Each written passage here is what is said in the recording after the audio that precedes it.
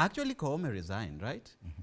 In the heat of the moment, and when the political class was calling for him to be accountable. Then there was resignation, then transition, then acting, and then another transition. Yeah. So in between that particular, between the demonstration until the calming of that situation, we might probably have had, some blood responsibilities around the office of the IG, because then you would ask, do we hold to account Koome, who resigned when things were thick?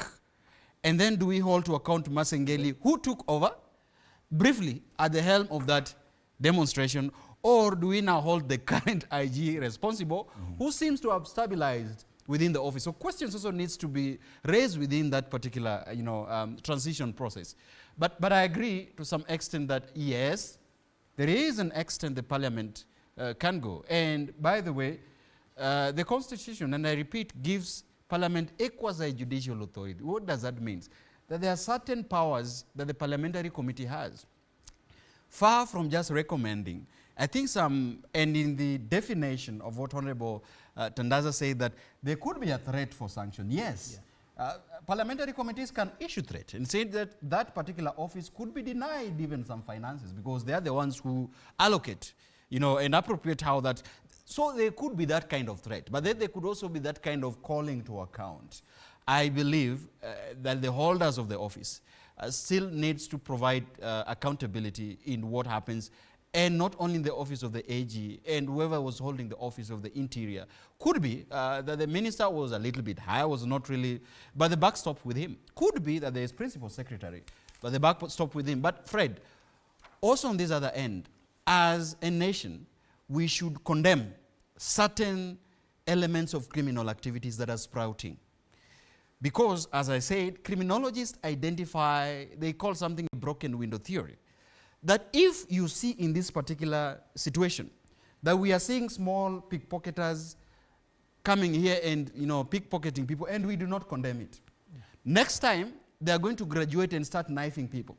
And then, if we don't condemn that, next time they are going to increase in other crimes. So what happens, particularly now in this country, is that since we did not condemn extrajudicial killing, then it is, you don't know who is abducting who.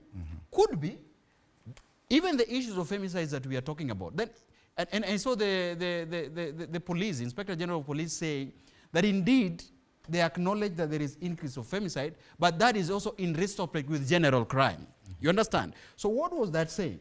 It could be possible that someone can absolve themselves from taking responsibilities of femicide by saying that indeed it is a general criminal activity that is arising, simply because we did not condemn criminal activities. You see, there's abduction. You see, there is killing of, Wells Fargo,